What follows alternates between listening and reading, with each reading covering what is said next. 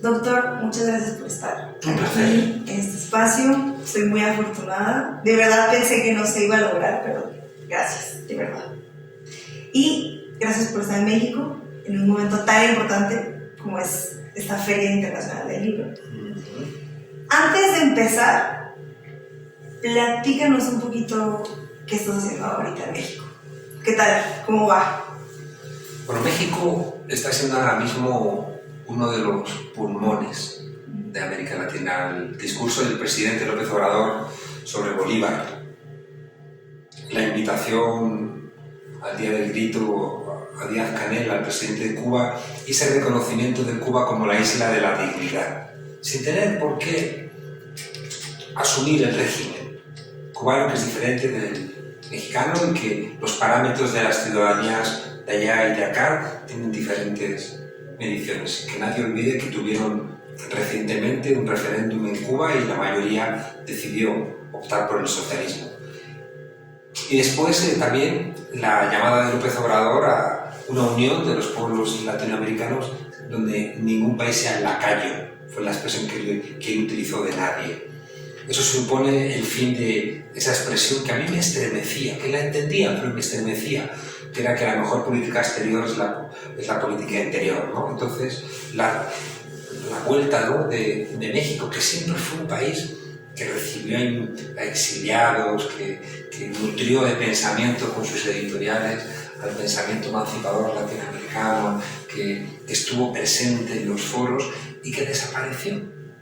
Coincidió el auge neoliberal de México con aquel canciller idiota que fue Castañeda, ¿no? Un tipo que prometía tanto intelectualmente y fue la montaña que parió un ratoncillo, y un ratoncillo un poco idiota, ¿no? Con aquel espectáculo que montó, ¿no?, intentando faltar al respeto a Fidel Castro y demás. Es como, ¿qué estás haciendo? Entonces, ya digo, estamos ahora mismo en una lucha en el mundo entre el modelo neoliberal o un modelo para las mayorías. El neoliberalismo, es decir, esa política de lucha de todos contra todos, de pensarnos como si fuéramos empresarios de nosotros mismos, de apertura de fronteras, de desregulación, de ausencia de industria nacional, de pérdida de la soberanía entregada a un mercado, se ha ido dinamitando. La COVID ha sido quien le ha asestado la puñalada final con esta lucha de los mercados internacionales por los respiradores, por los barbijos, por... De lucrar con la salud. Claro, eso ya ha recibido un golpe definitivo. El neoliberalismo va a tardar en morir, va a morir matando, pero yo creo que está herido de muerte, y enfrente hay el deseo de hacer las cosas de manera diferente, aunque todavía no sabemos en qué consiste. Hemos aprendido lo que no queremos, pero tenemos que ir definiendo qué es lo que queremos. Y entonces, en ese contexto donde lo viejo no termina de marcharse, lo nuevo no termina de llegar y los monstruos amenazan por ser muy violentos, con esta resurrección de la extrema derecha, que siempre es el plan B del capitalismo en crisis, que un México que está transformando al país y que tiene una mirada tan esperanzadora respecto al continente, creo que es una enorme inyección de optimismo a todos los latinoamericanos. Yo coincido, y sobre todo porque estamos en un proceso de transformación de las instituciones también, que venimos de una construcción de instituciones que no era nuestra y que ahora hemos tenido que formar nuevas instituciones con la visión de la 4T.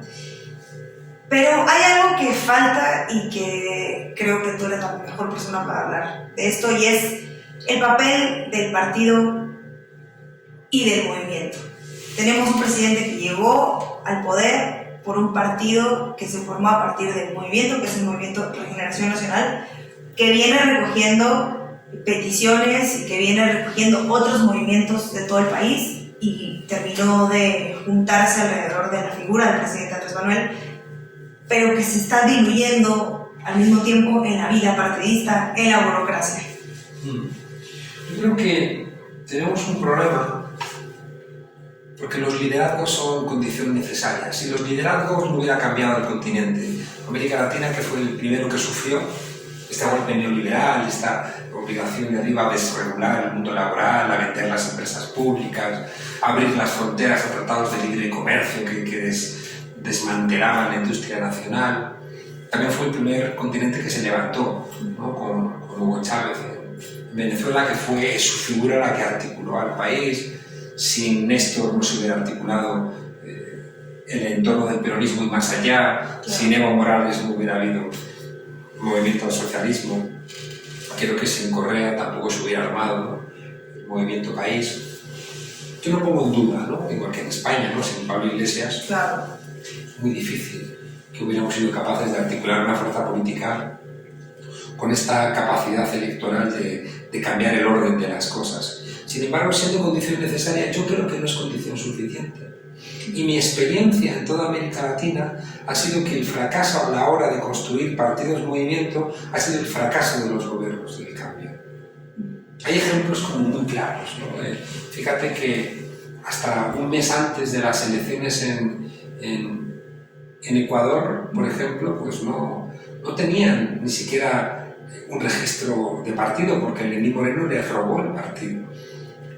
Si hubiera habido un partido fuerte, te diría que es prácticamente imposible que Lenín Moreno hubiera traicionado como traicionó y que además hubiera podido enredar tanto como enredó. Hay un libro de Willy Brandt de los años 60 que se llama My Road to Berlin, mi camino a Berlín. Willy Brandt fue canciller de Alemania, fue el gran padre de la socialdemocracia europea y fue un tipo que luchó contra los nazis. Y él cuenta que me llamó mucho la atención porque Willy Brandt es un tipo siempre pacífico, ¿no? Es un tipo que nunca hizo ningún guiño, ¿no? a las luchas armadas, etc. Sin embargo, en ese libro él dice que cuando en el año 33, que es cuando Hindenburg viejo decide nombrar, en virtud del artículo 48 de la República de Weimar, que le permitía nombrar al canciller, al primer ministro, al margen del Parlamento. Porque no es que Hitler ganase las elecciones, sino que utilizan ese artículo trampa de la República de Weimar para que, después de una sucesión de varios cancilleres que no terminaban de poner orden, dicen: vamos a nombrar a Hitler después de que Hitler se reuniera con los banqueros, con los grandes empresarios. Pero cuenta Willy Brandt que poco antes los nazis habían disuelto el Land de Prusia con un tipo que era la mano derecha de Hindenburg, que era Schlesinger. Entonces, cuando se disuelve el Land de Prusia, que era donde estaba la capital Berlín y que era realmente prácticamente toda Alemania, él dice que tuvieron una reunión del SPD, del Partido Socialdemócrata Alemán, plantándose y cogía las armas. Se agarraba las armas para frenar lo que era un golpe de Estado, ¿no? Entonces la decisión final fue que no, porque los Stahlhelm, los cascos de acero, que eran militares que provenían de la Primera Guerra Mundial, soldados de la reserva, decían que estaban mejor armados y estaban mejor organizados y que nos hubieran masacrado. Pero Willy Brandt dice: ojalá hubiéramos cogido las armas, porque primero hubiéramos dicho a Hitler, cuando luego fue canciller, que no toda Alemania estaba doblegada a su poder. En segundo lugar, le hubiéramos dificultado su gestión, ya que hubiéramos armado una resistencia. Y en tercer lugar, le hubiéramos dicho al mundo y a las generaciones futuras que Alemania no sucumbió frente al dictador, ¿no? En este sentido, creo que nos está ocurriendo ahora algo similar, ¿no? Es decir, que, fíjate, te decía que los movimientos que protestaron contra el neoliberalismo estaban dirigidos, ¿no?, por liderazgos muy fuertes, pero necesitaban después el partido para poder consolidar. O sea, un líder no basta para cambiar el modelo neoliberal. De hecho, todos estos grandes liderazgos no cambiaron el modelo, redistribuyeron la renta, pero no cambiaron la relación entre el capital y el trabajo. Está muy bien, redistribuir la renta, sacar a millones de personas de la pobreza, hacer infraestructuras. Pero después viene Bolsonaro, es decir, yo lo pude hablar con Lula, que me invitó a visitarle en la cárcel en Curitiba, y este era uno de los temas de los que hablamos, ¿no? De qué políticas hacemos cuando gobernamos que sean indestructibles cuando venga la derecha, que tarde o temprano pues vendrá, ¿no?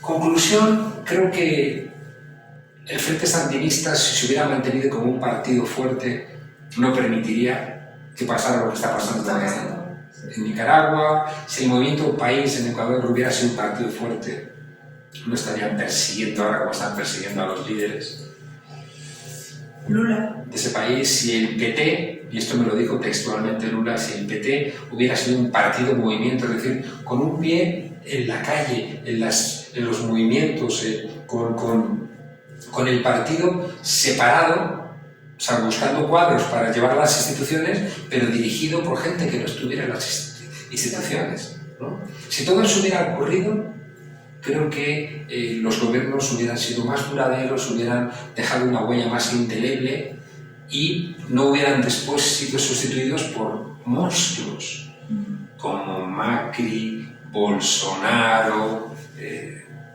los que queramos imaginar, ¿no? en esa línea. Conclusión, prestemos atención al partido movimiento. Yo sé que cuando se gobierna aquí, por ejemplo, en la 4T, te llevas una buena parte de los cuadros del movimiento social a dirigir y dejas al movimiento social desguarnecido. Eso es pan para hoy y hambre para mañana. Sí, claro. Yo sé que es muy difícil, pero por eso los partidos tienen que mirar cuando menos en el medio plazo. El partido no puede cometer el error que comete el gobierno de darle más prioridad a lo urgente que a lo importante. Seguramente el partido no tiene más, el gobierno no tiene más remedio, sobre todo hoy en día, donde una buena parte de los ataques son mediáticos y reclaman respuestas urgentes. Tú no puedes estar callado 2 días, ni un día, a veces ni una hora. Y por tanto hay una lógica vertiginosa, acelerada, enloquecida, que, ya digo, tiene exhaustos a todos los cargos que están en los aparatos del Estado. Bueno, pues entonces hagamos un esfuerzo dentro del partido para pensar en el medio plazo. Ya no digo en el largo, que es muy complicado, pero en el medio plazo, vete haciendo cosas que te permiten adelantarte a los problemas, haces alertas tempranas y cuando los problemas ocurran, tienes una suerte de aparato de crisis que no tiene que apagar el incendio concreto, sino que ya tiene las herramientas articuladas porque sabes que ese incendio va a surgir tarde o temprano. Creo que el presidente Andrés Manuel se adelanta siempre en las cosas que hace, porque siempre suele ver hacia el futuro. Entonces, incluso cuando hemos pensado, no, yo creo que el presidente por aquí, la historia le termina dando la razón y el tiempo.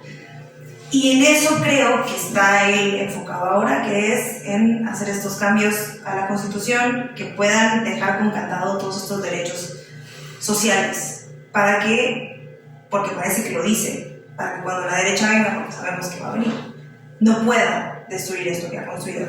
Pero luego por el otro lado está el partido que está en una disyuntiva complicada y creo que hay movimientos sociales abajo, pero el partido no tiene, y yo lo veo así, como infiltrados dentro de sus movimientos. No ha querido dialogar con sus movimientos y no ha querido tener liderazgos dentro de sus movimientos. Es que no debe tener infiltrados. Es decir, los miembros del movimiento tienen que estar también en el También, sí. Y nunca tiene que pretender el partido controlar el movimiento. Eso es un error que hemos cometido históricamente y ya hemos aprendido. Es decir, el movimiento indignado en las primaveras árabes, es decir, todo lo que emerge políticamente después de la crisis de 2008, y yo creo que López Obrador también es un producto, ¿no?, de ese movimiento de la indignación, reinventa la izquierda. No es la izquierda clásica, no es el partido de vanguardia del siglo XX, no es esas estructuras verticales. Estamos en la era de Internet, estamos en un momento en donde todo se hace participativo. O sea, ya no estamos ni siquiera en Twitter y en Facebook, ya estamos en tweets, ¿no? Y entonces, ¿cómo es posible que las nuevas generaciones estén socializando en el intercambio, en la comunicación, y de repente los partidos políticos dicen, no, quiero tu voto y no me molestes, ¿no? Eso no puede funcionar. Y por eso los partidos tienen que estar muy atentos. Hay un principio de la física que dice que la segunda ley de la entropía dice que siempre perdemos energía, ¿no? Siempre tendemos a un equilibrio estable, ese equilibrio estable cuando estamos muertos, cuando nos convertimos en polvo, ¿no? Entonces, los organismos vivos siempre perdemos energía. Sales afuera, hace frío, pierdes energía, pero recibes a cambio información. La información de que hace frío y te abrigas. Cualquier organismo vivo pierde energía y recibe información. Si se le rompe el mecanismo de recibir información, ese mecanismo muere. Si tú no tienes hambre, no tienes frío, no te das cuenta de que estás perdiendo apoyo popular, las familias están esclerotizando el funcionamiento de un organismo que es uno. Si tú no tienes toda esa información, terminas muriendo. Sea un matrimonio, una monarquía, un partido, un gobierno. Y por tanto, es muy importante manejar toda esa información. Esa información la manejas cuando formas parte de la propia realidad. Un partido no es solamente un organismo que gestiona, un Estado que además es un Estado que heredamos, que es un Estado que han construido los que han ganado las batallas anteriormente y que lo han dejado lleno de minas, con funcionarios contrarios a las transformaciones, con leyes reaccionarias, con familias de notarios, de fiscales, de bufetes, ¿no? Que al final hacen, o después con relaciones internacionales capaces de imponerte desde fuera los cambios que no pueden imponerte desde dentro. O sea, sí, la única manera de luchar contra todo eso, ya digo, es teniendo un partido que es realmente, el partido del movimiento es realmente el arma de la emancipación. Yo tengo una pregunta y tiene que ver con la izquierda. Dentro de los movimientos sociales que hay ahora, parece que hay algo de la izquierda que es pelearse con el progresismo. Hay una confrontación entre la izquierda y todo lo que no es izquierda, que es la agenda LGTBI+, el feminismo específicamente, el ambientalista, el animalista, etc. Y el partido de izquierda hoy, que no enarbola en muchos sentidos esas demandas, pero sí tiene grandes liderazgos ahí, no quiere estar en esos. No quiere estar en esos movimientos sociales porque no los considera de izquierda y prefiere estar en esta izquierda trasnochada, donde todo se tiene que llamar Gramsci, todo tiene que ser Marx, todo tiene que ser Mao, y lo que no es ahí entonces no es de izquierda. Son lecturas torpes. A Stalin no le gustaba Gramsci. Es decir, que Gramsci es un pensador que Stalin dejó que se pudiera a la cárcel de Mussolini. Podía haber presionado para sacarlo, no lo hizo, ¿no? Entonces, Gramsci era un pensador heterodoxo, por eso nos interesa Gramsci. Pero nos interesan los heterodoxos, no los ortodoxos. Gramsci escribe en 1917 o 18, creo que incluso el 17, no, sería el 18. Pues octubre sería el 18, pero sería comienzos del 18, ¿no? Escribe un artículo sobre la Revolución Rusa y le llama la Revolución contra el Capital, o sea, contra el capital de Marx, porque en el Capital Marx dice que la revolución iba a tener lugar en los países capitalistas más desarrollados, y resulta que la revolución tiene lugar en un país prácticamente recién salido del feudalismo, que acababa de abolir la esclavitud unas décadas antes, ¿no? Como es la Rusia de los zares, y por tanto Gramsci dice, esto se ha hecho contra el capital de Marx, no pasa nada, no se rasga uno las vestiduras porque Marx no sea Zaratustra, ¿no? Que tiene que guiarnos, ¿no? Como si fuera, no sé muy bien qué tipo de verdad revelada, ¿no? O sea, Marx es un método, una metodología, y la propia metodología marxista, ¿no? De ver la correlación de fuerzas, ver la influencia de la materialidad, ver las relaciones entre las estructuras y las superestructuras. Toda esa metodología marxista es la que te lleva a entender que Marx también se equivocó en cosas. No pasa absolutamente nada. La izquierda creo que ha cambiado. En el caso de España es muy claro. Nosotros emergemos como podemos porque la izquierda clásica, la izquierda postcomunista, que estaba articulada en un partido que se llama Izquierda Unida, que ahora de alguna manera configura junto con Podemos, Unidas Podemos, que es una plataforma, el Partido Comunista era un partido envejecido.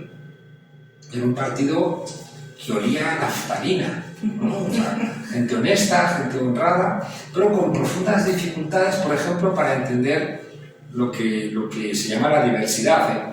Hay un libro que generó un debate muy rico en España que se llama La trampa de la diversidad, de Daniel Bernabé, donde él plantea, desde perspectivas comunistas más clásicas, con cierta nostalgia cómo la agenda LGTBI, la agenda feminista, la agenda ecologista, la agenda decolonial han debilitado la agenda de clase, la agenda de derecha-izquierda, no clásica.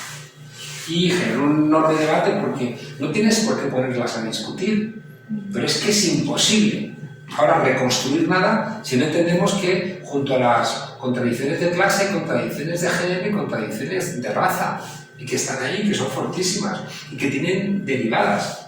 En España acabamos de aprobar una ley defendiendo un colectivo chiquito, es el colectivo trans. Es un colectivo realmente sin relevancia numérica y además muy marginalizado, muy abocado a hacer trabajos vinculados a la prostitución o de estas características, ¿no?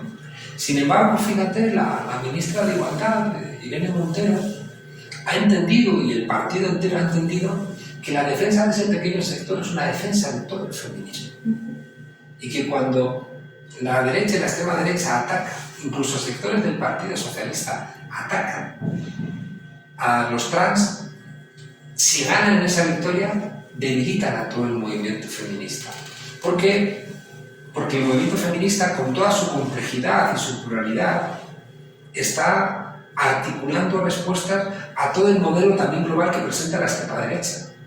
Es decir, la extrema derecha te va a plantear un modelo alternativo de familia, de religión, de nación, de propiedad, siempre autoritario, ¿no? Y el feminismo tiene que ofrecer alternativas que tienen que ser coherentes. Y, por ejemplo, una de esas alternativas es que el sexo no está ligado a la reproducción. Claro. Si tú vinculas el sexo a la reproducción, acabas con el aborto, por ejemplo, vinculas a la mujer al mandato del marido, supeditas el cuerpo y la vida de las mujeres a un orden que van a dictar los hombres, y por tanto la propia libertad de las mujeres pasa por separar sexo y reproducción, y el sexo también puede ser para divertirnos, no para reproducir. Entonces, si tú quieres que tenga fuerza esa idea de que el sexo no puede ser solamente reproducción, tú tienes que reconocer el mundo homosexual. Claro. Porque es que si no, te estás pegando un tiro en el pie, tu argumento no tiene fuerza, ¿no? Entonces, esas son cosas que hay que ir construyéndolas y debemos ser, Estefanía, prudentes. Porque es verdad que hay cosas que cuando uno está acostumbrado a vivirlas y forma parte de tu identidad profunda, no es fácil cambiarlas. Y también hay que dar tiempo a la gente para que las entienda. Y tiene que haber muchos debates al respecto, ¿no? Ahí, por ejemplo, en el caso de Europa, se pretendió que en las escuelas francesas o alemanas las niñas no llevasen velo, porque se entendía que el velo era un modelo, o sea, una imposición. Sí, una identidad religiosa machista que subordinaba la libertad de las mujeres, ¿no? ¿Qué ocurre? Que muchas chicas jóvenes, soltadas desde el paracaídas de la inmigración en París o en Berlín, se sentían extranjeras y necesitaban una identidad para ubicarse en el mundo. Y el velo les ayudaba a esa identidad, aparte de que les quitaba muchos problemas en su comunidad. Bueno, la solución es no fuerces las cosas, porque es casi seguro que las hijas de esas chicas ya no van a llevar velo, como ha ocurrido. En cambio, si tú te adelantas y haces políticas con demasiada dureza, la gente se va a enrocar, se va a enquistar y te va a costar mucho más conseguir esas peleas. Entonces, la izquierda también tiene que entender que todas las luchas feministas pues, rompen patrones, el mundo LGTBI rompe patrones, igual que la defensa de la laicidad siempre ha roto patrones. Y tienes que hacerlo no entrando como un elefante en una cacharrería, ¿no? Aunque a veces, cuando tú tienes una mayor conciencia, te pide el cuerpo decir, idiotas, despertad, ¿no os dais cuenta? Pero eso no sirve, ya digo, sino para que tú te puedas cargar de razón, pero no vayas a ningún lado. Es el error de los apocalípticos, lo que pintan siempre escenarios tenebrosos que solamente sirven para que esos parezcan más listos, que ellos tienen las claves del futuro y ven lo que los demás necios no vemos, ¿no? Sí, de la izquierda que siempre pierde, de que los adoquines abajo no hay arena, cosas así. Hay una izquierda, y eso también es muy importante que lo entienda la gente que nos escuche aquí en México. Hay una parte de la izquierda que no quiere gobernar. Y eso es muy importante. Es muy cómodo, ¿no? Estar en la posición. Claro, viven en la fe inmaculada de sus principios, hacen lecturas canónicas de los clásicos como si el tiempo no pasara, siguen buscando en Marx o en Trotsky o en Rosa Luxemburgo o en quien sea alguna frase que justifique su presente, creen que por ser fiel a los textos del pasado tienen una moralidad superior a los demás, creen que son ellos los que hacen la lectura correcta de la marcha de la historia, creen que son ellos los que identifican con claridad al sujeto transformador que es la clase obrera y que ellos son la vanguardia que hace los diagnósticos correctos y que aglutina a esas fuerzas de transformación, camino de la emancipación, pero luego no hacen nada. O sea, viven en discusiones eternas, una buena parte de su tiempo lo dedican a buscar a herejes, ¿no? Y a ejecutarlos, y siempre poniendo palos en las ruedas de los que quieren transformar cosas, ¿no? Hay una frase que yo leí una vez en Buenos Aires y que recuerdo que era muy importante para todo lo que yo viví en los primeros años de la Revolución Bolivariana, ¿no? Con Chávez, y era la frase, una invitación también a ponerse en marcha, que era, no sabía que era imposible, fue y lo hizo. Uno de mis maestros en España, Jesús Ibáñez, nos contaba una anécdota, un cuento, nos contaba siempre cuentos, para explicarnos las cosas. Siempre digo que cuando llegué a Alemania siempre decía, no hay que poner ejemplos, ¿no? Y yo no hago nada más que poner ejemplos. Y contaba que en el bosque el animal más elegante era el ciempiés, porque se movía ahí con todas sus patitas, como si fuera Fred Astaire. Y le odiaba el sapo, porque el sapo iba siempre arrastrando el trasero, ¿no? Y entonces, como no aguantaba la envidia del sapo, un día para intentar joderle la vida al ciempiés, le dijo, oye, ciempiés, ¿tú cuando te pones en marcha, cuál es la primera patita que avanzas? Y el ciempiés, que no había leído ni a Gramsci ni a nada, se quedó paralizado, ignorando que bastaba que pusiera en marcha cualquier patita para recuperar el movimiento, ¿no? Yo creo que la cuarta transformación es eso, es alguien que se puso en marcha. Podemos es eso, gente que nos pusimos en marcha allá donde nos decían no se puede, o allí donde nos decían siempre desde una extrema izquierda, que es una expresión que no me gusta, porque dices, ¿por qué eres extrema izquierda? Sí. ¿Dónde está tu radicalidad si estás haciendo un mal diagnóstico, ¿no? Entonces siempre ya digo, hay una parte de la izquierda que piensa que están maduras las condiciones para la revolución, no sé muy bien hacia dónde, hacia qué modelo. Por supuesto ellos siempre quieren dirigir el movimiento y jugar a la lucha electoral y ganar municipios y gobernaciones y el Estado. Para ellos es debilitar el ímpetu revolucionario de las masas. No sé, parecido a qué país, porque luego cuando le preguntas cómo han hecho, dónde y quién, ¿no? Pero siempre van a decir, no, gobernar no sirve para nada, se debilita. Sin embargo, yo a esa gente la quiero dentro de mi frente amplio. Yo quiero que esa gente esté, ¿no? Planteando preguntas para tener que responderles, no, equivocados por esto. Porque lo que nos ha ido fatal es cuando al final nos fragmentamos y como en Francia se presentan a las elecciones Macron por la derecha, Marine Le Pen por la extrema derecha y 5 partidos por la izquierda. 5, 2 partidos trotskistas, un partido ecologista, el Partido Socialista y la France Insoumise de Mélenchon. Van a pasar a las... los dos que no están fragmentados. Claro. Y pregunta desde la experiencia que tú tienes, y es en el ánimo popular. Hay organizaciones que suman más, Y en este caso, y lo vemos en la Matate, hay una organización evangélica que hoy tiene una bancada dentro de Morena, con la que no podemos competir otros movimientos, parece. O sea, con la que no se puede competir desde el feminismo, porque el feminismo no trae votos, porque el feminismo no puede llevar a la gente a votar a las urnas, porque no es un movimiento homogéneo. Pero luego estos movimientos que te ayudan en las urnas te exigen. Ajá.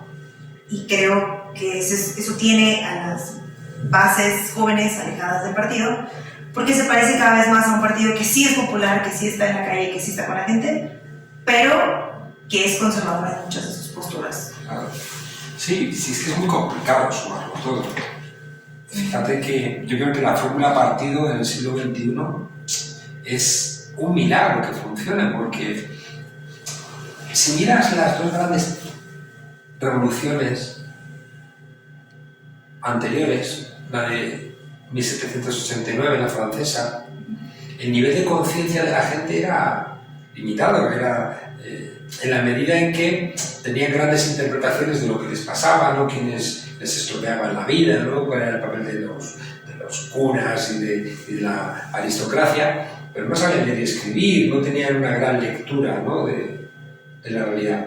La otra gran revolución que descongela la historia y también abre procesos de cambio en todo el mundo, que es la Revolución Rusa, aumenta la cantidad de gente que sí que tiene criterio, que ya sabe leer y escribir, que, bueno, pues que se ha organizado, que tiene herramientas más permanentes, ¿no? de trabajo colectivo. Y ya luego en el siglo XXI, algunos autores plantean que se está abriendo una tercera oleada de transformaciones profundas con el movimiento indignado a partir de la crisis de la Gran Depresión de 2008. Fíjate la cantidad de criterio que tiene todo el mundo. O sea, la gente que nos oye, tiene criterio sobre prácticamente todo. Y por tanto, cuando tienes criterio sobre todo, es más fácil que choques con el criterio del partido que te gusta. Entonces, claro, eso es un problema que tenemos y que no tiene una solución fácil. A no ser que nos vayamos educando de que no tiene por qué gustarte el 100% de tu partido. Pero claro, tenemos contradicciones, que es lo que explica lo que antes decíamos, de que, bueno, pues gente que quiere ser solamente ecologista, pues se va a un partido ecologista. Que es un problema. Porque un partido ecologista dice, no, cerramos las minas de carbón y dejamos de consumir petróleo. Bueno, ¿y la economía qué? Sin plantearnos derechos, ahora desigualdad. ¿A qué vive la gente? Y demás, ¿no? Tienes ahí un problema más resuelto, ¿no? Entonces, claro, es mejor que los ecologistas estén en contextos que están pensando el bosque, no solamente el árbol, ¿no? Y ocurre con muchos más elementos. Claro, la frase terrible es la de no, me gustabais mucho, pero ahora ya no me gustáis, ¿no? O sea, me gustabais mucho cuando no sabía nada de vosotros, y ahora que sé, pues ya no me gustáis. Entonces, a ver, ¿qué no te gusta? No, es que yo estoy a favor de los toros, y nosotros estamos a favor de abolir la fiesta de los toros. Oye, y todo lo demás, cuestiones laborales, la monarquía, la vivienda, la educación, no, eso estoy totalmente de acuerdo con vosotros. Ay, por la mierda de los toros, ¿ya no me vas a votar? O sea, no me parece muy sensato, ¿no? Entonces, por eso te decía que el partido en el siglo XXI tiene que ser un partido movimiento y que es bastante probable que se articule electoralmente como una suerte de frente amplio, ¿no? Donde diferentes sectores desempeñen diferentes tareas, ¿no? Claro, no olvidemos que los evangelistas están donde están porque ocuparon el hueco que dejó la izquierda tradicional. La teología de la liberación en los años 70 estaba en los barrios pobres, estaba en las áreas populares, estaba ayudando a la gente más golpeada. Pero la izquierda después fue saliendo de sus lugares, somos todos intelectuales muy listos, pero no nos vamos a un barrio a ayudar a la gente más golpeada, ¿no? Ellos sí estaban. Entonces, que ahora ya no están ellos, ¿no? Ya está la ultraderecha. Claro, porque les brindó el paso, ¿no? Entonces, diría, regresemos a los espacios, regresemos. O sea, no queramos entrar en un partido por arriba, sino al revés, vayámonos a los barrios a hacer trabajo, vayamos a las universidades, vayamos... Y sobre todo seamos parte de esa realidad. no seamos como abscesos, paracaidistas que desembarcan allí, ¿no? Porque la gente nos ve como ajenos. Hay una cosa que siempre cuento, que yo creo que cuando el Che se fue a Bolivia se equivocó, porque pensó que siendo las condiciones objetivas tan duras para los indígenas, siendo él un actor político de tanta fuerza, pues ya estaba todo construido, ¿no? Pero es que faltaba la consciencia por parte de los indígenas, que no necesitaban que nadie fuera allí a salvarles, ¿no? Eso está explicado en el capítulo 26 del Príncipe de Maquiavelo, que siempre hace falta fortuna, virtud y necesidad. Fortuna como las condiciones objetivas, virtud como un principio virtuoso, ¿no? que sea capaz de articular las cosas, y necesidad, que es la conciencia. ¿Qué hizo Marcos? Marcos se fue a vivir con los indígenas. Y solamente después, ¿no? de estar mucho tiempo aprendiendo su idioma, sus costumbres, conviviendo con ellos, es que tiene lugar el levantamiento zapatista del 94, ¿no? De enero del 94.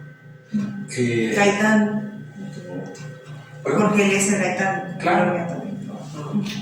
Hay una, fíjate, antes lo hemos planteado y es una discusión difícil, ¿no? Porque te decía antes, claro, que necesitamos los liderazgos, ¿no? Y los liderazgos, hay autores que plantean que lo importante es el liderazgo, y que los partidos dejen de joder, ¿no? Porque, claro, si el partido dificulta la tarea del líder que ha recibido los millones de votos sobre el partido, ¿no? Entonces, y vemos también que pues, Correa no terminó de llevarse bien con Alianza País, Lula no se llevaba bien con el PT, entonces hay una escisión, que es el PSOL, dentro del peronismo hay problemas también, que se fraccionó, es decir, que los grandes liderazgos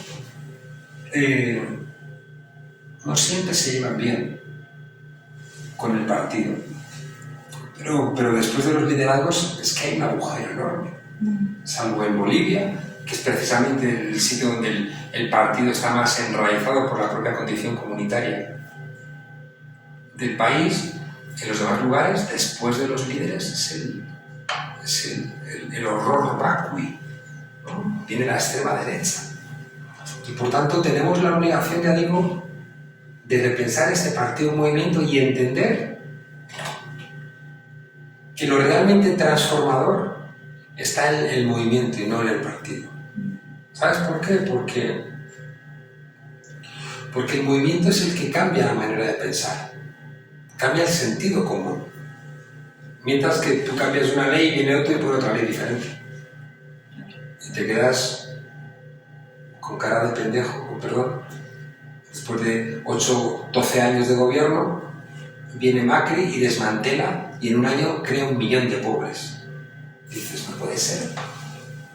Y una cosa que me ha costado 3 lustros, casi 2 décadas, venga uno y en un año me lo desmantele, ¿no? Si el partido está fuerte, eso no ocurre. Es mucho más difícil que eso ocurra. Doctor, para ir cerrando, yo me encuentro desde una izquierda que es muy nostálgica, sobre todo quienes repartimos en Regeneración, quienes empezamos en el territorio y a quienes nos gusta la izquierda, en la música, en las figuras. Siempre estamos anhelando qué pasa en otros países. Y eso no ha cambiado aunque seamos gobierno.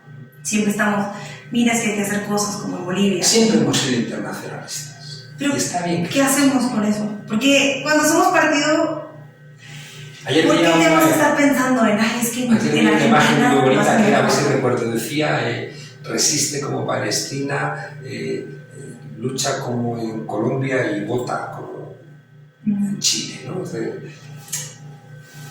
Como las 3 cosas. Cuando ganó Syriza, que es un partido chiquitito, la economía de Grecia es como la economía de la Comunidad de Madrid. Es chiquita, ¿no? Pero cuando ganó Syriza fue una inyección de optimismo en todo el continente. Igual que cuando emergió Podemos.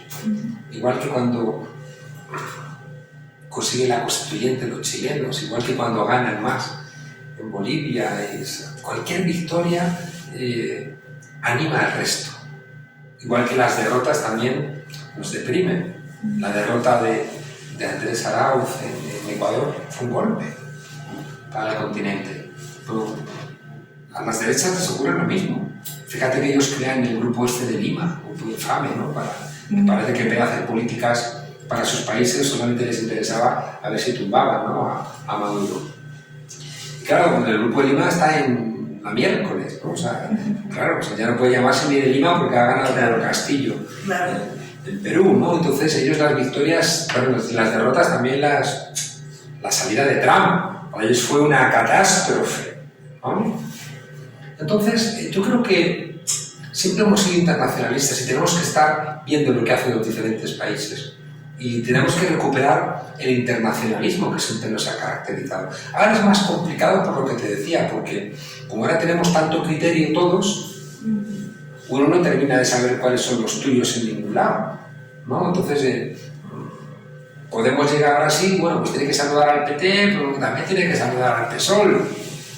Y llegas a México y, bueno, pues saludas a Morena, pero y la gente del PT a lo mejor dice, oye, a mí no me vas a saludar. Porque estamos fragmentados, ¿no? Igual que si alguien llega a España, saluda a Podemos y no va a saludar, no sé, al Partido Socialista, no va a saludar a otras fuerzas. Esa fragmentación hace todo más complicado.